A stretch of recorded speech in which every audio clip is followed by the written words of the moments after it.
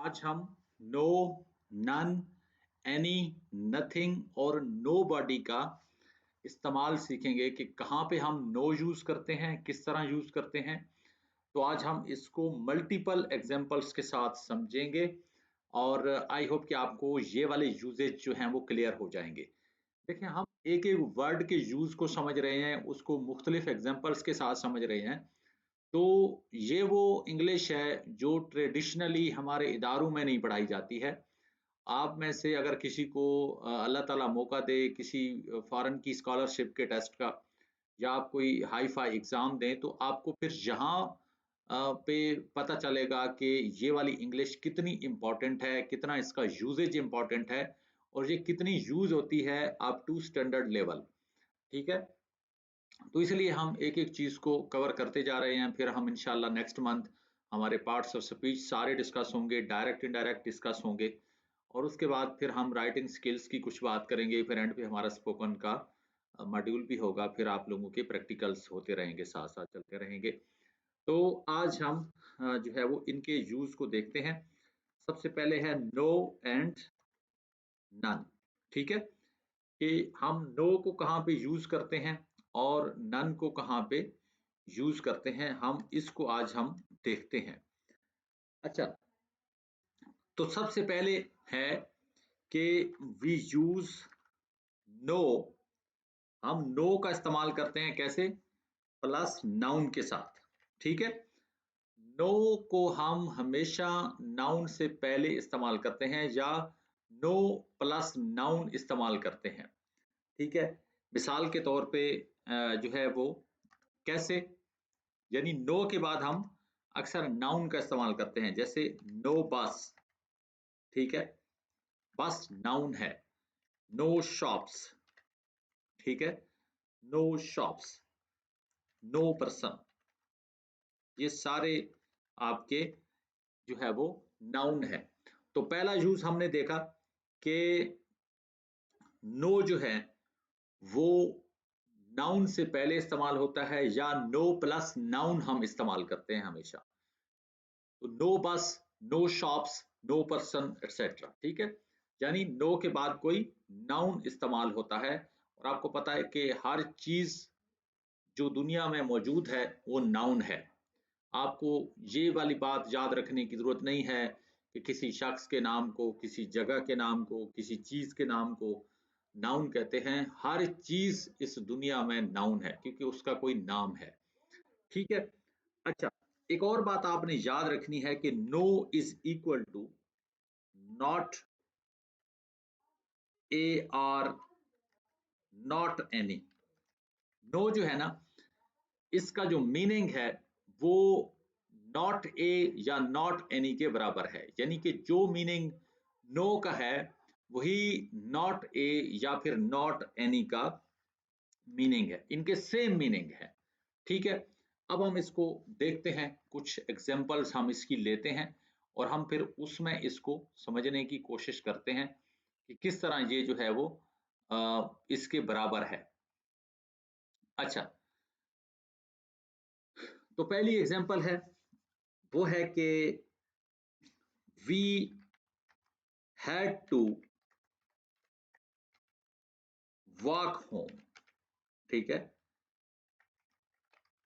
There was no bus. ठीक है, we had to walk home, there was no bus. ठीक है, इसका मतलब ये है कि अब आप यहां पे थोड़ा सा फोकस करें कि नो के बाद क्या है? बस है। इसका मतलब है कि नो के बाद क्या आता है? नाउन आता है। There was no bus. ठीक है, इसका मतलब ये भी है और इसका मतलब ये भी है कि देयर वाज नॉट अ बस। ठीक है, नॉट अ बस, क्योंकि सिंगल है, ए लगा है तो भी ठीक है, ना भी लगा हो तो बस है, तो हमें समझ जाना चाहिए कि एक ही बस की बात हो रही है। तो असल में कंसेप्ट ऊपर वाला क्लियर हो रहा है कि नो के साथ क्या होता है? नाउन लगा होता है और नाउन यूज होता है। ठीक है, अच्छा, मैं कहता हूं कि Ali will have no trouble. ठीक है, Ali will have no trouble finding a job. Ali will have no trouble finding a job. ठीक है, इसका मतलब क्या है कि अब देखें यहां पे नो ट्रबल, ठीक है, इसका मतलब क्या है कि उसे किसी किस्म की मुश्किल का सामना जो है वो नहीं करना पड़ेगा जॉब ढूंढते हुए। तो ट्रबल मुश्किल है, नाउन है, नाउन को ही कहते हैं। आप यहां पर देखें, यहां पर भी नाउन इस्तेमाल हुआ, ठीक है, यहाँ पे भी आप देखें तो नाउन इस्तेमाल हुआ, ठीक है। तो ऊपर वाली बात मुख्तलिफ एग्जाम्पल्स के अंदर सामने हो रही है कि हम नो को कैसे यूज करते हैं, नो प्लस नाउन यूज करते हैं, ठीक है। अच्छा, there were no shops open, there were no shops open, ठीक है। अब यहां पर देखें शॉप्स क्या है, शॉप्स हमारे पास नाउन है, तो नो के बाद क्या आया है, नाउन आया है, ठीक है। There were no shops open, ये भी ठीक है। देयर वरंट या were not any shops open, ये भी ठीक है, क्योंकि ऊपर मैंने आपको बता दिया कि नो का मतलब नॉट ए भी है और नो से मुराद नॉट एनी भी है, ठीक है, सेम मीनिंग है इनके। तो आप कॉन्सेप्ट को देखें कि कॉन्सेप्ट क्लियर हो रहा है कि नो के बाद हम नाउन यूज करते हैं, और आप सारी एग्जांपल्स में चेक करें कि हम जो है वो नो के बाद नाउन ही हमने इस्तेमाल किया है। अच्छा, अब हम नेक्स्ट कॉन्सेप्ट को देखते हैं कि we can also use no plus noun at the beginning of a sentence, at the beginning of a sentence, ठीक है। हम no प्लस नाउन को beginning of a sentence यानी किसी जुमले के शुरू में भी इस्तेमाल कर सकते हैं, किसी जुमले के शुरू में भी हम इस्तेमाल कर सकते हैं, ठीक है। अब हम इसकी भी मिसालें देखते हैं, ठीक है, और वो मिसाल क्या है कि मैं कहता हूं no reason was given for the change of a plan, यानी कि मंसूबा या मंसूबाबंदी तब्दील करने के बारे में कोई वजह नहीं दी गई, कोई वजह नहीं बताई गई। अब यहां पर देखें आप, रीजन क्या है, वजह, रीजन इज नाउन, ठीक है, रीजन जो है वो नाउन है। तो यहां पर आप देखें तो यहां पे भी हमारे पास क्या आ रहा है, वही बात आ रही है कि हम नो प्लस नाउन को सेंटेंस के शुरू में भी इस्तेमाल कर सकते हैं। अच्छा, अब हम आते हैं सेकंड मीनिंग पे, जो कि है नन। एक और वर्ड है हमारे पास और वो है नन, NONE, ठीक है। अब इसको देखते हैं कि ये कहां पे इस्तेमाल होता है। अच्छा, इसको ऐसे कर लेते हैं, इसको हम ऐसे कर लेते हैं। अच्छा, नन है। अब इसको आप देखिए, वी यूज नन। अब यहां पे गौर कीजिएगा थोड़ा सा, विदाउट नाउन। नो को हम नाउन के साथ इस्तेमाल करते थे, नो को हम नाउन के साथ इस्तेमाल करते थे, लेकिन नन को हम जब इस्तेमाल करते हैं तो वो नाउन के बगैर इस्तेमाल करते हैं, नन को हम नाउन के बगैर इस्तेमाल करते हैं, ठीक है। ऐसे नहीं है कि आप नन को, नो को, नथिंग को, एनी को, नोबॉडी को एक ही सेंस में इस्तेमाल करें। यही चीज तो हम सीख रहे हैं, यही चीज तो अब हम समझ रहे हैं। दैट इज द थिंग कि इंग्लिश आती है और इंग्लिश नहीं आती है। जिसको नहीं आती उसको नहीं पता कि नो कैसे इस्तेमाल करना है, नन कैसे इस्तेमाल करना है, एनी कैसे इस्तेमाल करना है, नथिंग कैसे इस्तेमाल करना है, नोबॉडी कैसे इस्तेमाल करना है। जिसको आती है उसको एक एक लफ्ज का पता होगा कि यार यहाँ पे मैंने नो को नाउन के साथ इस्तेमाल करना है, उसे पता होगा कि नन जो है वो विदाउट नाउन इस्तेमाल होता है। अब हम उसकी एग्जांपल्स देखते हैं, ठीक है। अच्छा, मैं कहता हूं हाउ मच, एक सवाल है, हाउ मच। अब यहां पर आप देखिएगा, सवाल का जवाब जरा चेक कीजिएगा कि यहां पर हमें नाउन की जरूरत नन के साथ नहीं पड़ती। आपके ऊपर सवाल हुआ how much money do you have, आपके पास कितनी मनी है, कितने पैसे हैं, ठीक है। मैं कहता हूं नन, ठीक है।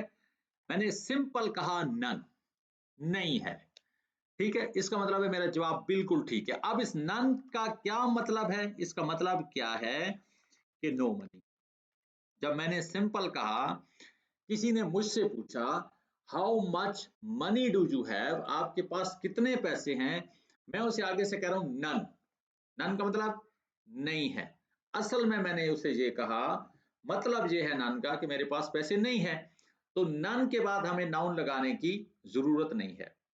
नन के साथ हमें ये नहीं कहना कि नन मनी, ये कहने की जरूरत नहीं है, ठीक है। नाउन के साथ नो यूज होता है, नन बगैर नाउन के यूज होता है, ठीक है। How much money do you have, none, नहीं है, बात खत्म। नन का मतलब क्या है, नहीं है, नो मनी, ठीक है। तो इस तरह हम इसको यूज करते हैं। अच्छा, मैं कहता हूं all the tickets have been sold, ठीक है। अच्छा, there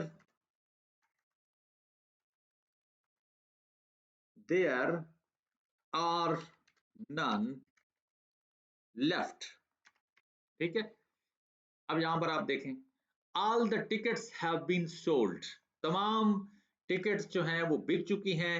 there are none left, पीछे कोई भी बाकी नहीं बची, पीछे कोई भी बाकी नहीं बची, ठीक है।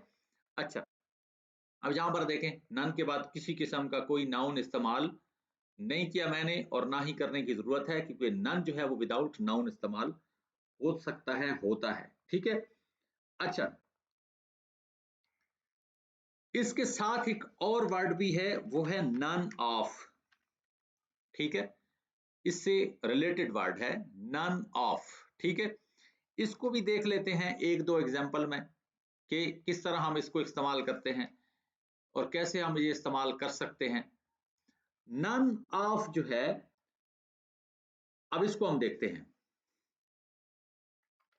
This money is all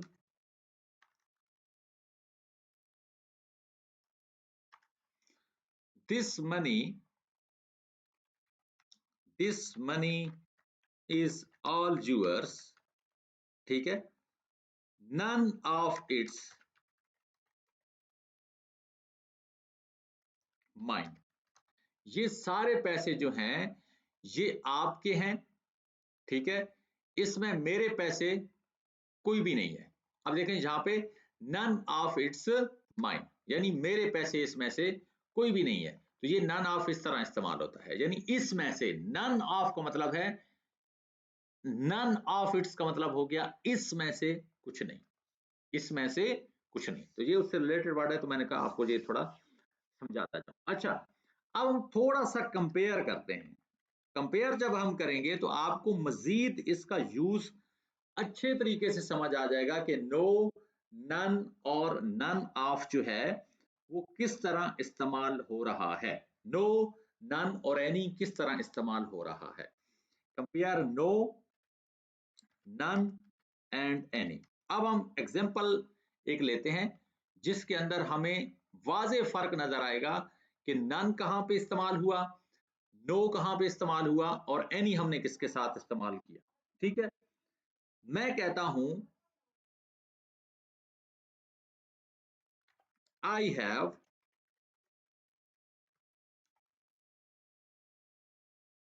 have no money, ठीक है। आई हैव नो मनी,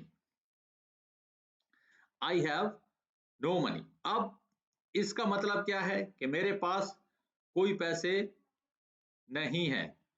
ठीक है, मेरे पास कोई पैसे नहीं है। अब आप देखें, गौर करें अगर, तो आपको नो के बाद क्या जो है वो, नो के बाद क्या नजर आ रहा है? नाउन। ठीक है, नो के बाद क्या नजर आ रहा है? नाउन। और नो के बाद ऊपर मैंने आपको बताया था कि क्या चीज आएगी। नो को हम नाउन के साथ इस्तेमाल करते हैं। I have no money. ठीक है, तो आई हैव नो मनी, आपको क्लियर हो गया कि नो के बाद क्या लगता है? नाउन लगता है। अब यहां पर देखें, मनी इज नाउन, ठीक है, और पीछे उसके क्या लगा है? नो लगा है। अच्छा, अब हम देखते हैं कि नन कैसे इस्तेमाल होता है। ठीक है, अब हम नन को भी देख लगते हैं। अच्छा, how much luggage, how much luggage do you have, आपके पास कितना सामान है? लगेज सामान को कहते हैं। आपके पास कितना सामान है? आगे से मैं कहता हूं नन, नहीं है, इसका मतलब क्या हुआ? सामान नहीं है। एक मिनट, हाँ जल्दी आ यार। दुकान नहीं, तू छोड़ इधर, बस घर आ बस।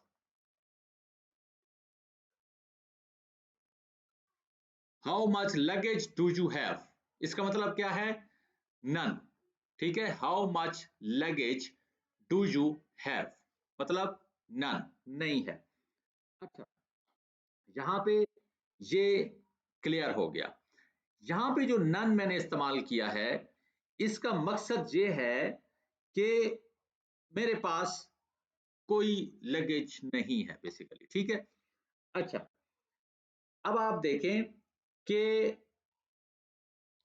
हमने क्लियर कर लिया, यानी इस नन का मतलब यह है कि I don't have any, I don't have any. अब यहां पर आप देखें, एनी भी इस्तेमाल हो गया, यहाँ पे आपका नन आपको समझ आ गया। ठीक है, इस नन का मतलब है आई डोंट हैव एनी। ठीक है, तो क्लियर हो गया कि नो जो है वो नाउन के साथ इस्तेमाल होता है, नन जो है वो नाउन के बगैर इस्तेमाल होता है। ठीक है, अब हम आगे चलते हैं। अच्छा, अब एक और चीज नोट कीजिएगा जहां पे, that is a most important concept, कि आफ्टर नन ऑफ, यानी नन ऑफ के वर्ड के बाद, ठीक है, नन ऑफ के वर्ड के बाद क्या होता है? Plus noun.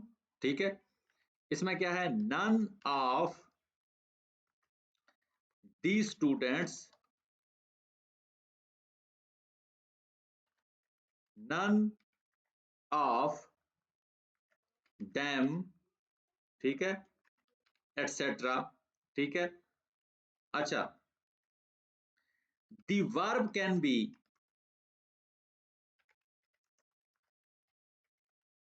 सिंगुलर और प्लूरल, यानी नन ऑफ के बाद, ठीक है, जो नाउन होगा उसके बाद जो वर्ब है, उसके बाद जो वर्ब है वो सिंगुलर भी हो सकता है और वो प्लूरल भी हो सकता है। नन ऑफ द स्टूडेंट्स, इन, यानी कि तलबा में से कोई नहीं, नन ऑफ देम, उनमें से कोई नहीं। इसके बाद जो वर्ब होगा ना वो सिंगुलर भी हो सकता है और प्लूरल भी हो सकता है। अब मैं एक एग्जांपल मैं दिखा भी देता हूं।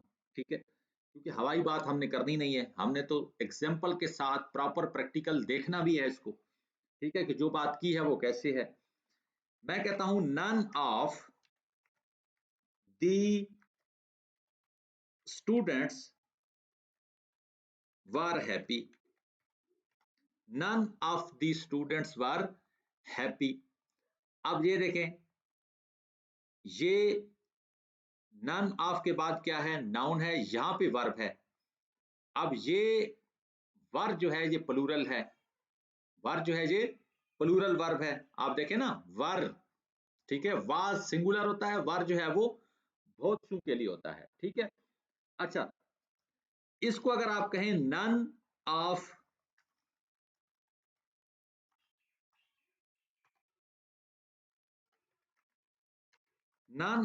द स्टूडेंट्स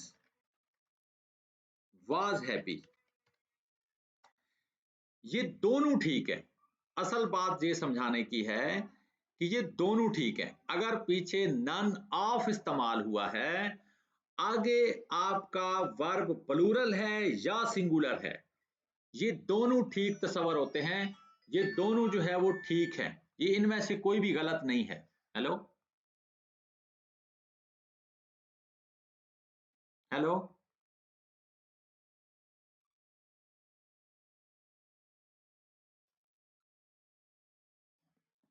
ठीक है। None of the students was happy या none of the students were happy, यानी ये जो वर्ब लगा है दरमियान में, ये सिंगुलर हो या प्लूरल हो, ये दोनों ठीक है। ये दोनों ठीक है, ठीक है, ये दोनों ठीक है। ये चीज हमें यहाँ पे बताई गई है कि आफ्टर नन ऑफ, यानी नन ऑफ के बाद अगर नाउन लगा हो और वो नाउन आपका स्टूडेंट्स हो, यानी प्लूरल नाउन है, जैसे जहां पे स्टूडेंट्स है, उसके बाद जो वर्ब होगा, आगे आपके वाज है या वर है नजर आ रहा है, वो सिंगुलर हो या प्लूरल हो, कोई इशू नहीं है, दोनों ठीक होगा। ठीक है जी, तो यहाँ पे आपने कंफ्यूज नहीं होना कि पीछे स्टूडेंट्स लगा है तो आगे वर्ब प्लूरल आएगा या सिंगुलर आएगा। नन ऑफ प्लस नाउन, आगे वर्ब जो है वो सिंगुलर भी हो सकता है, वो प्लूरल भी हो सकता है, दोनों ठीक है। यहां तक ये बात क्लियर हो गई। अच्छा, अब हम आगे चलते हैं और आगे हम देखते हैं कि आगे क्या है। ठीक है, आगे जो कंसेप्ट है वो है कुछ इस तरह का, वो है हमारे पास नथिंग। ठीक है, अच्छा, उसके बाद हमारे पास है नो बॉडी। ठीक है, उसके बाद हमारे पास है नो वन।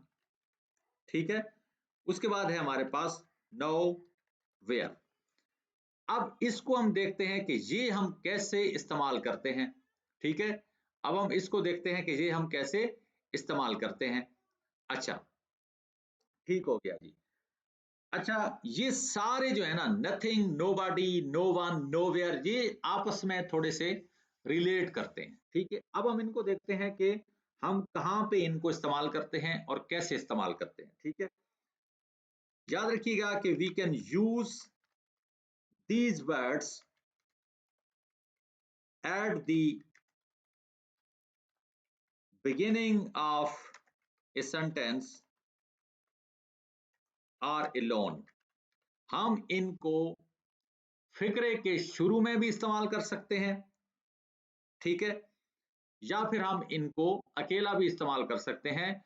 लेकिन जब ये फिक्रे के शुरू में इस्तेमाल होंगे तो वो पूरे एक सेंटेंस में इस्तेमाल होंगे, और अगर हम इनको अकेला इस्तेमाल करेंगे तो फिर हो सकता है ये किसी सवाल का जवाब हो। ठीक है, अब हम इसको एग्जाम्पल में देखते हैं। ठीक है, कि अकेला किस तरह यूज होगा या फिक्रे के शुरू में ये किस तरह इस्तेमाल होंगे। अच्छा, मैं कहता हूं, आपको मैं एग्जाम्पल देता हूं। मैं कहता हूं कि व्हाट्स गोइंग टू हैपन। ठीक है, व्हाट्स गोइंग टू हैपन, क्या होने वाला है। अब यहां पे व्हाट्स गोइंग टू हैपन, ठीक है, मैं इसका जवाब सिंपल दे सकता हूं कि नो बॉडी नोज, कोई नहीं जानता। मैं ये भी कह सकता हूं, अगर मैं कहूं नो वन नोज, ये भी ठीक है। एक ही तरह के लफ्ज है, नो बॉडी या नो वन एक ही बात है। ठीक है, तो अब यहां पर आप देखें कि यहां पे मैंने एक ही लफ्ज में जवाब दिया, नो वन नोज या nobody knows. What's going to happen, क्या होने वाला है, क्या होने लगा है, क्या होने जा रहा है। नो बॉडी नोज, कोई नहीं जानता, या नो वन नोज, कोई नहीं जानता। नो बॉडी या नो वन एक ही बात है। मैंने ऊपर कहा भी है कि नो बॉडी नो वन ये सारे एक ही जैसे, एक ही वर्ड है। अच्छा, अब हम एक और तरह का सवाल अगर आपसे कोई करता है, फर्ज करें आप बाजार में जा रहे हैं और वहां पे भीड़ लगी हुई है, और उस भीड़ को देख के आप भी उस भीड़ में जो है वो घुसने की कोशिश करते हैं कि पता नहीं यहाँ पे क्या हुआ है, और आप किसी से पूछते हैं व्हाट हैपेंड, आप पूछते हैं व्हाट हैपेंड, क्या हुआ, और आगे से कोई आपको कहता है नथिंग, कुछ नहीं। ठीक है, हो गया ना नथिंग इस्तेमाल जहां पे अकेला। तो यही चीज ऊपर मैंने कही कि फिक्रे के शुरू में भी इस्तेमाल हो सकते हैं और ये अकेले भी इस्तेमाल हो सकते हैं, लेकिन अकेले जब इस्तेमाल होंगे तो ये किसी सवाल का जवाब होंगे। व्हाट हैपेंड, आप किसी से भी पूछें यार व्हाट हैपेंड, आगे बंदा कहता है नथिंग, कुछ नहीं, तो जवाब हो गया ना नथिंग, ये यूज है इसका। ठीक है, अच्छा आपसे मैं पूछता हूं कि वेयर आर यू गोइंग, मैं पूछता हूं वेयर आर यू गोइंग। ठीक है, अब ये भी एक सवाल है, वेयर आर यू गोइंग। ठीक है, आप आगे से कहते हैं know where, no,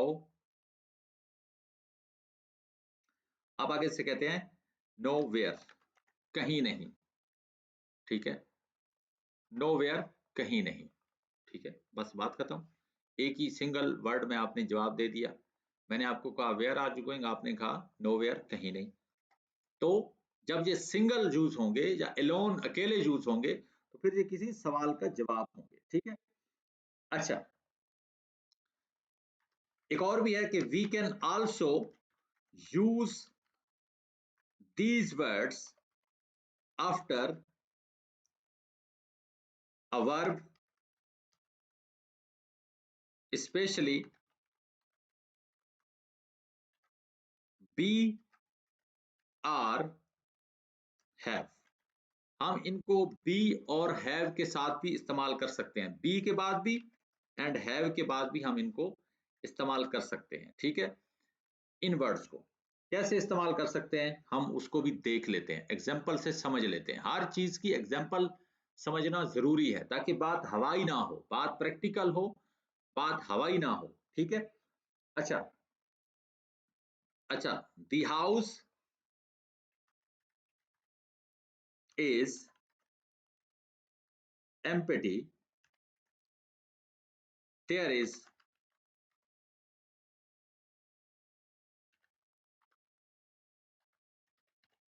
nobody living there, the house is empty, घर जो है वो खाली है, there is nobody living। अब आप यहां पे देखें कि इज के बाद nobody इस्तेमाल हो रहा है। ठीक है, अच्छा इज हमारे पास वर्ब भी है, ठीक है ना, ये बी की फॉर्म है, बी वाज बीन होता है, ठीक है, इज एम आर होता है, ये सारे सेम वर्ब ही हैं। अच्छा अब हम हैव के साथ भी इसका एक इस्तेमाल देख लेते हैं, we had nothing to eat, हमारे पास खाने को कुछ नहीं था, नथिंग इस्तेमाल हो गया। देखें हैड जो है वो हैव की सेकंड फॉर्म है, हैव हैड हैड होता है। तो जहां पर आप देखें कि वर्ब के बाद भी ये लफ्ज इस्तेमाल होते हैं, जहां पर देखें इस के बाद इस्तेमाल हुआ, ये बी की फॉर्म है, जहां पर हैड है ये आपका हैव की सेकंड फॉर्म है, हैव हैड हैड होता है। ठीक है, अच्छा अब आगे देखते हैं, मैं कहता हूं कि I said nothing, I said nothing, I said nothing, इसका मतलब क्या है? आई सेड नथिंग का मतलब है कि आई डिडेंट से एनीथिंग, यानी मैंने कुछ नहीं कहा। ये दोनों एक ही बात है, आई सेड नथिंग मैंने कुछ नहीं कहा, आई डिडेंट से एनीथिंग मैंने कुछ भी नहीं कहा।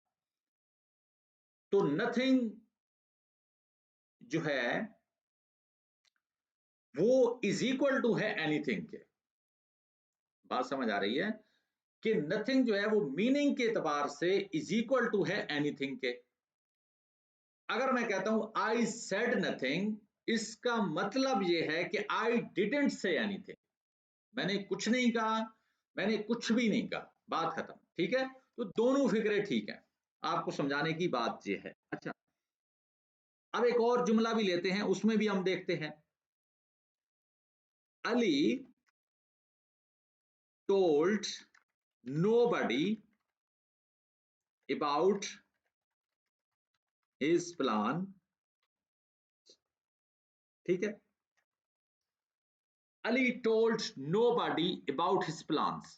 अली ने किसी को भी अपने प्लान्स के बारे में नहीं बताया। nobody, ठीक है। अब nobody और anybody एक ही चीज है।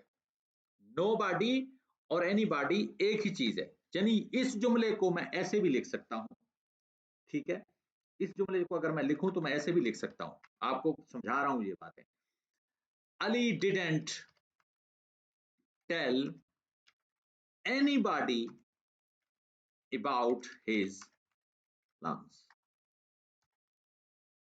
ठीक है, तो nobody और anybody मीनिंग के एतबार से सेम है, नथिंग और एनीथिंग मीनिंग के एतबार से सेम है।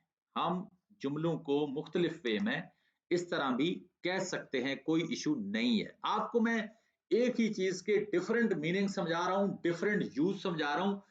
जो चीजें मीनिंग के एतबार से सेम है उनकी एग्जांपल देके भी आपको समझा रहा हूं। उसके बाद भी आप ना समझें तो फिर वो आपकी अपनी मेहनत है, आप जो भी फिर करें। ठीक है, अच्छा, अब हम एक और एग्जांपल भी लेते हैं सेम मीनिंग वाली। They have nowhere to live, यानी उनके पास रहने की जगह कोई नहीं है, उनके पास कोई रहने की जगह नहीं है। They have nowhere to live। मैं इसी बात को, ठीक है, ऐसे भी कह सकता हूं, they don't have anywhere to live। They don't have anywhere to live।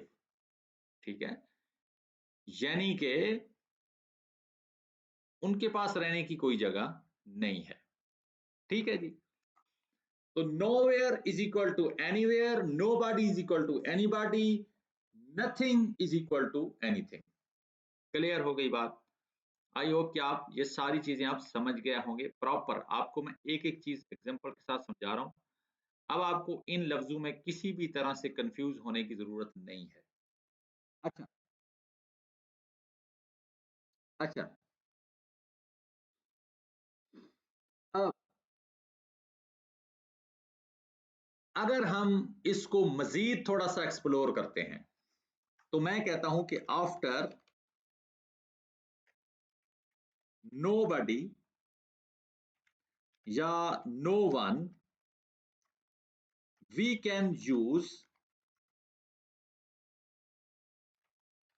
they, them, ठीक है, देयर। ठीक है, हम nobody या no one के बाद दे, them या देयर का इस्तेमाल भी कर सकते हैं। कोई बात हमसे कर रहा है और हम उस बात का आगे फिर एक सवाल उस पे करते हैं तो हम वहां पे दे, them, देयर भी इस्तेमाल कर सकते हैं। मैं कहता हूं nobody is perfect, are they, दे का इस्तेमाल हो गया। ठीक है, कोई शख्स जो है वो परफेक्ट नहीं है, कामिल नहीं है, क्या है, आर दे, क्या है। ठीक है, मैं कहता हूं no one did what I asked them to do. ठीक है, no one did what I asked them to do. किसी ने भी वो नहीं किया जो मैंने उन्हें करने को कहा। यहां पर आप देखें देम भी लग गया। ठीक है, यहां पर आप देखें दे लग गया। अच्छा, एक और ले लेते हैं, nobody in the class did their homework. Nobody in the class did their homework, there भी आ गया। ठीक है, तो हम इस तरह इस्तेमाल कर सकते हैं इन वर्ड्स को। ठीक है, अच्छा, लास्ट वन जो है वो है कि समटाइम्स, ये भी एक कंसेप्ट है, समटाइम्स एनी, एनी याद रखिएगा, एनी, एनीथिंग, एनीबॉडी, एटसेट्रा।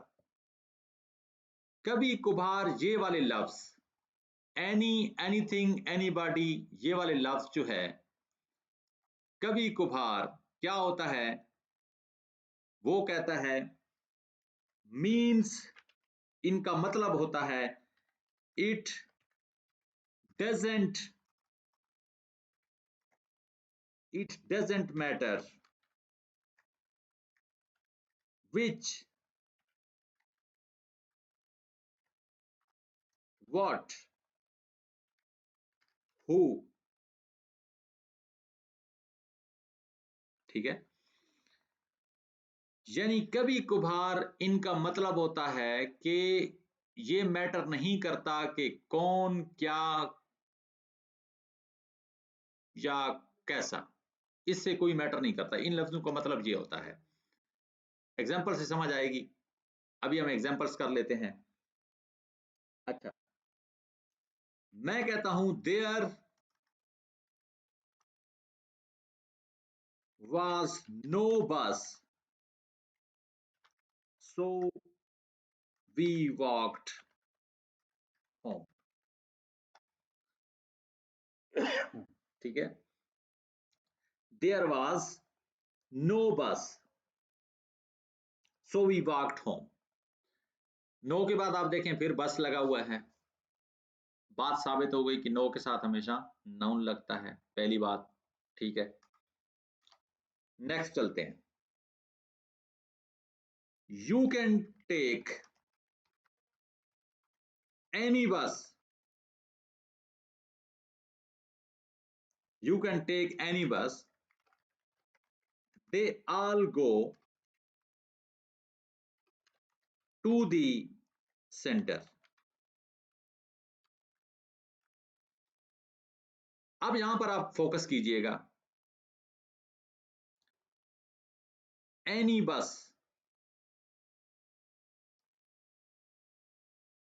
यानी मैटर नहीं करता कि कौन सी बस। यही बात तो हमने यहां पे की है। यहां पे जो बात हमने की है कि कभी कभी इन वर्ड्स का जो मीनिंग है वो ये होता है कि मैटर नहीं करता कौन सी, क्या, कौन। ठीक है, तो यहां पे एग्जांपल आप देखें, यू कैन टेक एनी बस, आप कोई भी बस ले सकते हो, they all go to the centre, यानी मैटर नहीं करता कि आप कौन सी बस लेते हो, कौन सी बस पकड़ते हो, क्योंकि सारी जो है वो कहां जाती हैं, सारी सेंटर की तरफ ही जाती हैं, सारी सेंटर की तरफ ही जाती हैं। सो एक और एग्जांपल भी लेते हैं। ठीक है, अच्छा, यानी यहां पे अगर आप देखें, ठीक है, तो बात क्या हो रही है, इट डजेंट मैटर विच बस, यानी मैटर नहीं करता कौन सी बस, तो विच वाली बात आ गई। अच्छा, what do you want to eat, what do you want to eat, मैं कहता हूं नथिंग, नथिंग यानी मैटर नहीं करता। ठीक है, कि मैं खाऊं या ना खाऊं, तो साबित हो गया कि व्हाट। ठीक है, अच्छा, I am so hungry, I am so hungry, I could eat anything. मैं इतना भूखा हूं कि मैं कुछ भी खा सकता हूं। यानी मेरे लिए मैटर नहीं करता कि मैं क्या खाऊं या क्या ना खाऊं, बस मैं भूखा हूं, मैं कुछ भी खा सकता हूं। तो बात ऊपर वाली समटाइम्स, इसका मतलब क्या होता है कि कुछ भी, यानी मैटर ही नहीं करता कि क्या, कुछ, कौन, क्या, कब, मैटर नहीं करता। ठीक है। अच्छा, it's a difficult job, nobody wants to do it, nobody wants to do it। अच्छा, it's a difficult job, nobody wants to do it। अब इसी को हम मैटर ना करने के सेंस में लिखते हैं, और वो क्या है, it's a very difficult, it's a very easy job, anybody can do it। अब यहाँ पर एनीबॉडी जो इस्तेमाल हुआ, इसका मतलब है कि ये मैटर नहीं करता कि ये जॉब कोई करे कोई ना करे, ये हर कोई कर सकता है क्योंकि ये आसान जॉब है। ठीक है। तो मैंने ऊपर कहा था कि एनीबॉडी, एनीथिंग और एनी कभी कभी ऐसे मीनिंग्स देते हैं कि जिनसे ये बात जाहिर होती है, यानी कोई भी कभी भी ये मैटर नहीं करता। ठीक है।